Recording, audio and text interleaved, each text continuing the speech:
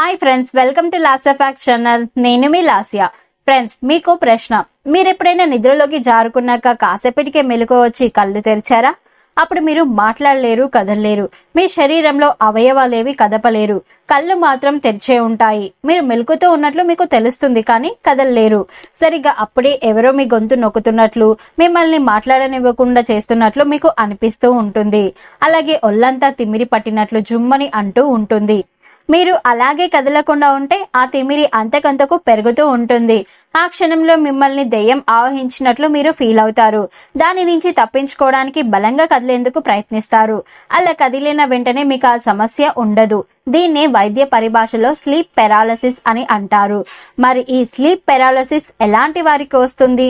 దీనికి ట్రీట్మెంట్ ఏంటి? ఇలాంటి విషయాలు తెలుసుకోవాలంటే ఈ వీడియో మొత్తం పూర్తిగా చూడండి. అలాగే మన ఛానల్ ని కొత్తగా చూస్తున్నట్లయితే వెంటనే మన ఛానల్ ని సబ్స్క్రైబ్ చేసుకొని పక్కనే ఉన్న బెల్ ఐకాన్ ని యాక్టివేట్ చేసుకోండి. సో ఇంకా లేట్ చేయకుండా let's get into the video.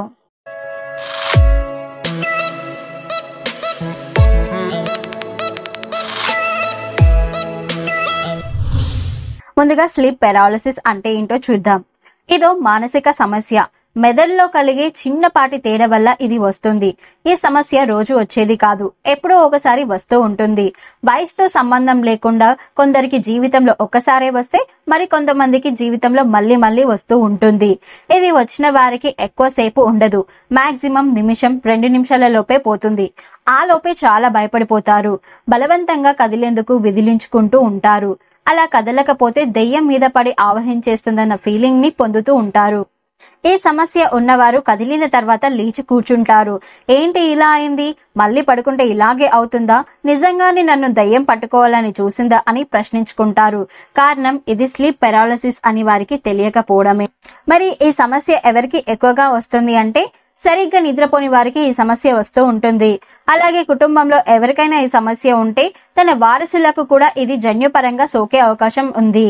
ఇది పెద్ద ప్రమాదమేమీ కాదు, కాకపోతే నిద్రను చెడగొడుతుంది. లేనిపోని భయాలను కలిగిస్తూ ఉంటుంది. ఒక రకమైన ఒత్తిడికి ఫీల్ అవుతాము. దీనిని డాక్టర్లు ఒక్కొక్కరికి ఒక్కోలా ట్రీట్మెంట్ అందిస్తారు. ఎందుకంటే అందరికీ సమస్య తీవ్రత ఒకేలా ఉండకపోవచ్చు. ఎక్కువ సార్లు ఇలా ఫీల్ అవుతూ ఉంటే వారు డాక్టర్లని సంప్రదించడం మేలు. నిర్లక్ష్యం చేస్తే ఇది మరిన్ని మానసిక సమస్యలకు దారి తీయగలదని డాక్టర్లు చెబుతున్నారు. మరి దీనికి ట్రీట్మెంట్ ఎలా ఉంటుంది అని అంటే, ఈ సమస్య అరుదైనది కావడంతో దీనిపై వైద్యులు పెద్దగా పరిశోధనలు చేయలేదు. అందువల్ల దీనికి ఖచ్చితమైన ట్రీట్మెంట్ మందుల వంటివి ఏమీ లేవు. కాకపోతే నిద్ర బాగా పట్టేలా నిద్రపోవడం సరైన పరిష్కారంగా చెబుతున్నారు. టెన్షన్లను తగ్గించుకొని ప్రశాంతంగా ఉండడం మేలంటున్నారు.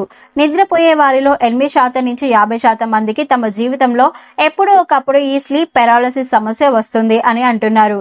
అలాగే 5% మందికి తరచూ వస్తూ ఉంటుంది. పురుషులు స్త్రీలు అని తేడా లేకుండా అందరికీ వస్తుంది. అయితే మన దేశంలో స్లీప్ పెరాలసిస్ వచ్చే వాళ్ళు తమను దెయ్యం పట్టబోయిందని చెబుతూ ఉంటారు. కొంతమంది అయితే నల్లటి జుట్టు వీరబోసుకొని పెద్ద తలతో ఉన్న దెయ్యం తనను వదిలేసి మాయమైందని చెబుతూ ఉంటారు. తమకు దెయ్యం తల తప్ప ఇంకేమీ కనిపించలేదని అంటూ ఉంటారు.